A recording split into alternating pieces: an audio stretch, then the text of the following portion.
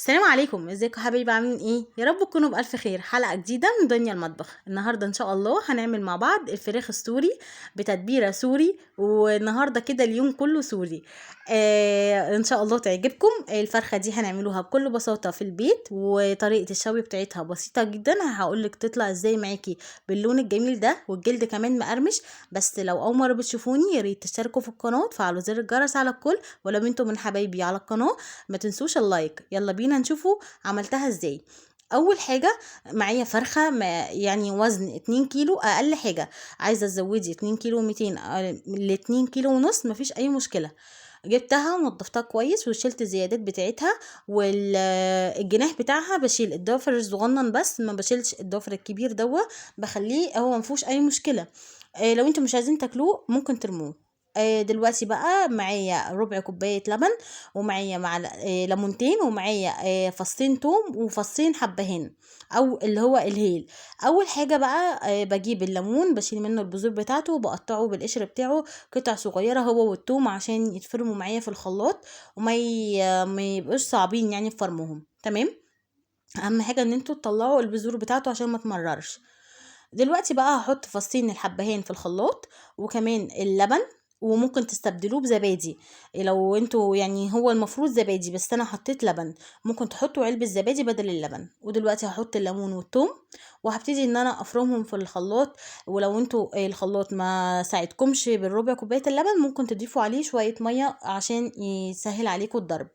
دلوقتي بقى جبت بولة او حلة او اي حاجة تشيل الفرخة اللي انتوا حضراتكم هتعملوها، وتكون يعني مغمورة جوه المية. اهم حاجة ما تكونش ان هي تبقى نصها بس هو اللي في المية. جبت بقى حاجة كبيرة زي ما انتوا شايفين، حطيت فيها المية على قد الفرخة اللي عندي، وكمان هنزل فيها بالتتبيلة اللي انا عملتها، الليمون والثوم. ودلوقتي هبتدي ان انا احط التوابل. معايا نص معلقة من الحبهان البودر، نص معلقة من الجنزبيل البودر، نص معلقة من بهارات الفراخ او اللي هي مرقة الدجاج الفورية. ولو عندك فلفل اسود فلفل ابيض سوري مطحون، تحطي نص معلقة. انا ما عنديش، حطيت نص معلقة من الفلفل الاسود العادي. وكمان معانا معلقتين كبار من الملح، انا حطيت معلقتين ونص صغيرين. تمام. هقلب بقى كويس جدا. ولو انتوا عايزين تحطوا كركم او كاري ممكن تقدروا ان انتوا تضيفوا نص معلقة. وكمان تقدروا تستغنوا عنهم وتحطوا مستردة. انا ما حطيتش الصراحة ولا ده ولا ده، انا حطيتهم في الاخر في التتبيلة الاخيرة ليها. دي بقى بيسموها الخميرة، اللي انتوا بتنقعوا فيها الفرخة لمدة 4 ساعات، اقل حاجة 4 ساعات 5 ساعات، يا اما ليلة كاملة. انا نقعتها ليلة كاملة. بنزل بقى الفرخة فيها وبعمل لها مساج زي ما انتم شايفين كده. ببتدي ان انا احرك الوراك كده وادلكها كده عشان اللحم يطرى معايا، والتتبيله كمان تدخل جوه اللحم ما بينه اللحم كده ويطريها خالص. زي ما انتم شايفين الميه كفت الفرخه وبقت مغموره جواها، مش باينه منها غير حاجه بسيطه ممكن ان انتوا تقلبوها يعني. بس يعني انا ما كانش عندي حاجه اكبر منها. قعدتها ليله كامله في الميه دي او في الخميره دي. دلوقتي بقى هخرجها معاكم وهنكملوا الطريقة مع بعض، وهقول لكم طريقة الشوي سهلة جدا. ما فيهاش اي صعوبة، وتقدر اي واحدة تقدر تعملها في البيت. دلوقتي طبعا الاكل السوري ده غالي جدا، وطبعا كلنا بنعشقه الصراحة. من ساعة ما دخلوا مصر وورونا الاكل السوري واحنا يعني مبهورين بيه. دلوقتي بقى طلعتها من المية بتاعتها او الخميرة. دلوقتي انا هقدر استغنى عن المية دي، مش عايزاها في اي حاجة تاني خلاص. دلوقتي بقى الفرخة بتاعتي هبتدي ان انا اصفيها من المية، واحطها كده في مصفى عشان تصفي كل المية اللي جواها، مش عايزة فيها اي نقطة مية. هخليها كده 10 دقايق ولا حاجة عشان تصفي كل المية زي ما انتوا شايفين. دلوقتي بقى هبتدي هغسل الصينية دي زي ما انتوا شايفينها ونشفتها كويس قوي. ال- السر بقى في القرمشة بتاعت الجلد بتاعها، وان هو يبقى لونه بني كده ومقرمش في التنشيف. المهم اهم حاجة ان احنا لما بنجيبوها من المحلات بره، المطاعم السوري دي بتبقى مقرمشة كده الجلد بتاعها، هما بينشفوها قبل ما يحطوها في الشواية. اهم حاجة ان انتوا تنشفوها كويس جدا بمناديل المطبخ زي ما انا بعمل دلوقتي كده. نشفتها كويس جدا من المية بتاعتها زي ما انتوا شايفين.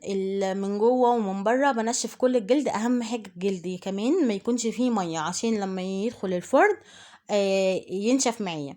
دلوقتي بقى التوابل اللي انا هتبل بيها قبل ما تدخل الفرن معايا: نص معلقه من الكاري، نص معلقه من الحبهان البودر، معلقه من الملح، نص معلقه من الجنزبيل، نص معلقه من توابل الفراخ او مرقه الدجاج الفوريه.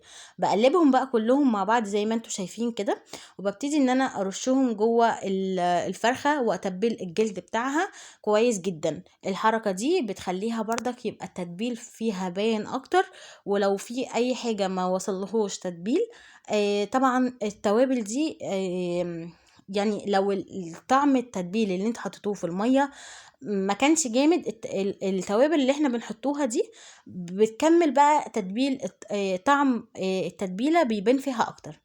دلوقتي بقى بجيب عيدان خلة السنان دي او العيدان الشيش تاوج صغننه قوي كده زي ما انتم شايفين الخشب دي، وببتدي ان انا اثبت الوراك بتاعتها. وزي ما قلت لكم في الاول ما ترموش الجناح، الحته اللي من تحت في الجناح دي هي ما بتديش زفوره ولا بتدي اي حاجه، عشان بس تبقى شكلها حلو واثبتها زي ما انتم شايفين دلوقتي. دي بقى طريقه الشوي اللي انا قلت لكم عليها، سهله جدا. طبعا كلنا عارفين شوي الازازه، فاحنا النهارده هنستعمله في طريقه الشوي في الفراخ السوري.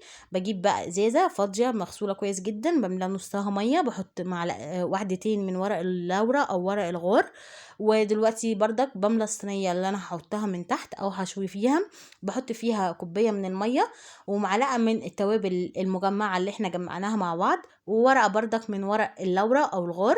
وببتدي اثبت الفرخه بتاعتي على الازازه زي ما انتوا شايفين كده.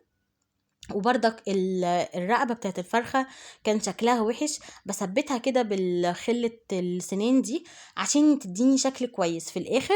كل ده يعني لما بقعد اثبت فيها كده والجناحات والوراك بتديني شكل كويس جدا بعد ما بطلعها، وبالذات لو انت عاملاها في عزومة يا ريت تثبتوها كده عشان ما تبقاش شكلها مش حلو، وكمان ممكن تتقطع منك، يعني الجناح ينزل كده ويتحرق او حاجة. فكل دول بيبقوا تثبتيهم زي ما انا عملت كده. دلوقتي بقى دخلتها الفرن، شغلت من تحت بس مش الشوايه، الفرن من تحت بس على درجه حراره عاليه. وزي ما انتوا شايفين الصراحه كان سخن جدا، ما كنتش قادره اصور اكتر من كده.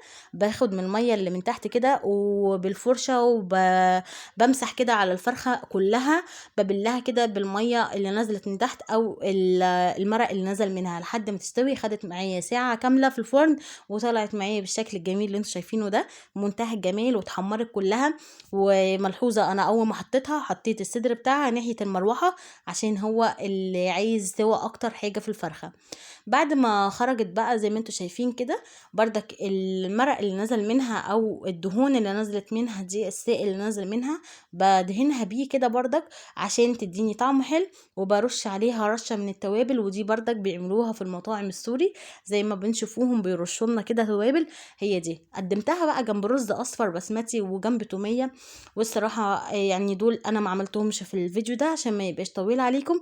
اهم حاجه الفرخه، وطبعا ان شاء الله في فيديوهات تانية انا هعمل معاكم التوميه، انا عاملاها اصلا على القناه، هسيب لكم اللينك بتاعها في صندوق الوصف ان شاء الله. يا رب بقى الفيديو يعجبكم، واتمنى ان الفرخه دي تعجبكم وتحمروها بالطريقه الجميله دي وتقدموها في عزومه او تاكلوها انتوا لو بتحبوا الاكل السوري.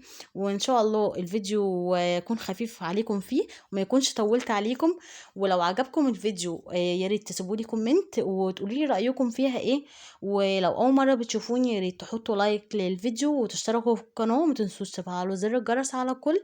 واشوفكم ان شاء الله في فيديو جديد. بس قبل ما اقفل الفيديو هوريكم دلوقتي قد ايه هي مستويه، عشان للامانه يعني اللي تفكروا ان هي ما استوتش، لا والله العظيم مستويه جدا. هوريكم دلوقتي الورك وهو بيتقطع، بصوا ابيض جدا. انا الصراحه يعني كنت مقدماها عشان كده ما قدرتش اقطعه خالص، كنت مقدماها لحد يعني، فوريكم كده هي اتقطعت ازاي معايا. الصراحه كانت في منتهى الجمال ومستويه جدا وطعمها كان لذيذ قوي. اتمنى بقى تعجبكم، اشوفكم فيديو جديد. باي باي.